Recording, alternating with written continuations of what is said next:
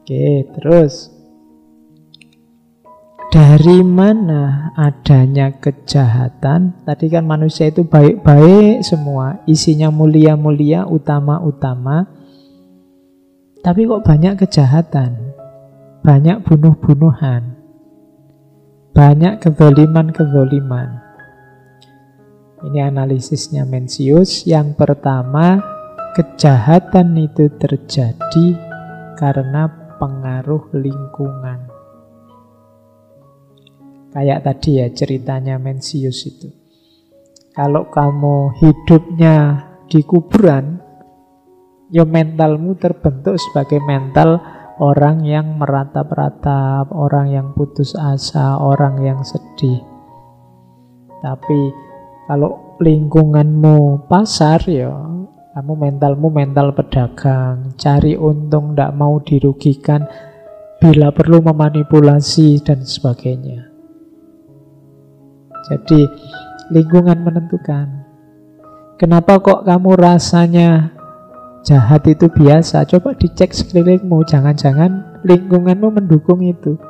Dulu saya sekolah itu tidak berani loh Pak nyontek. Lah kok sekarang berani? Lah teman-teman nyontek semua, aman-aman aja. Nanti nilaiku paling jelek karena nggak nyontek, yang lain nyontek kok. Ya sudah. Lingkungan menentukan.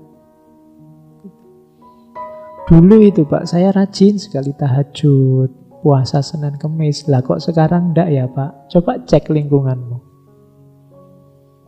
Jadi jangan-jangan lingkunganmu memang enggak mendukungmu untuk jadi rajin tahajud. Wong ya tiap malam kamu diajak gitaran, ngerokok, ngopi sampai jam berapa gitu. Jadi lingkungan menentukan, termasuk yang jahat-jahat. Kenapa sekarang kok kamu fasih misuh?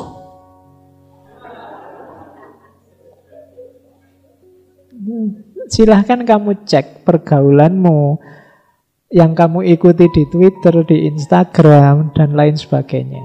Mungkin banyak yang berhubungan dengan pisuan. Makanya kamu sekarang fasih misuh. Ya, jadi lingkungan. Yang pertama, jadi kalau ada yang tanya, kok ada kejahatan, manusia itu baik Pak? Yang pertama lingkungan. Yang kedua karena penyangkalan terhadap kodrat. Kayak tadi loh, kamu sebenarnya merasa tidak enak bohong, tapi kamu sangkal dirimu. Biarlah, wong yang lain juga bohong kok. Akhirnya apa? Kodratmu tersingkirkan. Bahkan sampai di titik ada orang yang mungkin putus asa dengan dirinya, semua kodratnya dia tabrak, memandang dirinya negatif. Ah sudahlah Pak, saya ini orangnya hina kok Pak, saya ini orangnya, sudahlah, tidak perlu aturan-aturan yang mulia-mulia, aku ini wis rusak mau apa. Ada orang begini, itu namanya penyangkalan. Iyalah Pak, itu yang bagus-bagus, yang soleh-soleh itu jatahnya mereka. Kalau saya ini susing preman-preman, sing anu itulah Pak, enggak usah yang mulia-mulia. Ini namanya penyangkalan. Jadi ada orang yang menyangkal, ada orang yang dipengaruhi oleh lingkungan. Jadi melihat hidup ini negatif, melihat dirinya negatif, itu penyangkalan. Saya ini orang apa sih Pak? Tidak sama dengan teman-teman. Ya kalau teman-teman anak baik-baik, kalau saya ini anak rusak oh Pak. Kan ada yang begitu. Ini namanya penyangkalan. Dari situ bisa melahirkan kejahatan. Hati-hati. Karena kenapa kok bisa melahirkan kejahatan Pak? Karena kita sedang melawan kodrat kebaikannya manusia. Karena yang dilawan yang baik, ya hasilnya biasanya tidak baik. Kemudian yang ketiga, karena kurang refleksi diri. Kejahatan itu lahir karena kita tidak bisa memahami diri kita sendiri. Kalau kamu ngerti siapa dirimu, kalau kamu bisa refleksi, oh aku ini hakikatnya baik, mungkin kamu tidak melakukan kejahatan. Kamu salah identifikasi. Ada teori yang terkenal dari Konfusius. Konfusius ini sekitar 1 abad sebelum Mencius. Sama-sama Konfusianisme. Kebijaksanaan itu sumbernya 3. Yang pertama mudah, yang kedua mulia, yang ketiga sakit. Yang mudah apa? Bijaksana itu paling mudah apa? Niru. Mungkin kamu refleksi diri sendiri susah. Ada cara paling gampang, tirulah orang yang baik. Lebih mudah. Pak, saya berpikir sendiri, membaca diri saya kok susah ya Pak, untuk melahirkan kebaikan. Ada cara lebih gampang. Apa? Tiru saja. Kalau kamu lihat orang soleh, orang baik, orang mulia, tiru saja perilakunya, perbuatannya. Otomatis kamu sudah nemu kebijaksanaan. Ada cara yang mulia. Cara yang mulia itu yang utama. Ya ini tadi, refleksi diri. Kemampuan kita untuk muhasabah, untuk berpikir, untuk tafakur, memahami diri kita, ini mulia. Untuk menemukan, oh aku itu hakikatnya baik, seharusnya melakukan yang baik-baik. Ada cara yang menyakitkan. Yang ketiga apa? Pengalaman.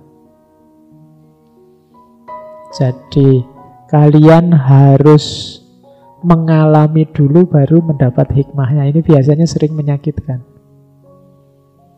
Misalnya kalian harus ngalami DO dulu baru, oh iya ya berarti harus rajin aku ini. Nah itu sakit. Kamu baru ketemu rahasianya harus rajin. Kalau coba kemarin kamu niru saja temanmu yang bagus, yang baik sudah selesai. Tapi kamu nunggu sakit dulu. Nah, itu. Nunggu diputus dulu baru kamu sadar, oh iya ya selama ini kenapa aku itu kok tidak serius misalnya. Sekarang diputus, besok aku serius lah misalnya. Tapi sudah terlambat, sudah diputus.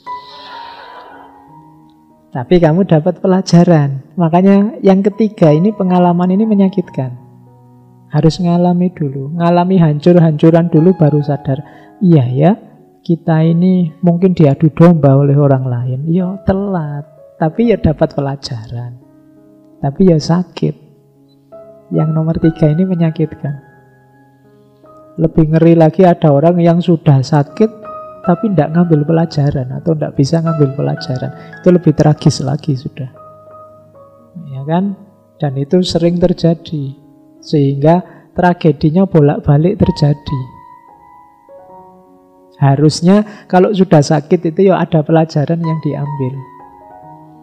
Tapi ya manusia itu kan gitu, keras kepala. Oke, Al-Quran sudah banyak bilang itu, keras kepalanya manusia, ngeyelnya luar biasa. Sudah dikasih pelajaran bolak-balik, dari pelajaran yang lembut sampai pelajaran yang keras, tapi manusianya tidak mau ngambil pelajaran. Nah, dari situlah nanti muncul kejahatan-kejahatan. Jadi dasarnya filosofinya Mencius itu tentang hakikat kebaikannya manusia. Kalau ada yang tidak baik itu penyelewengan.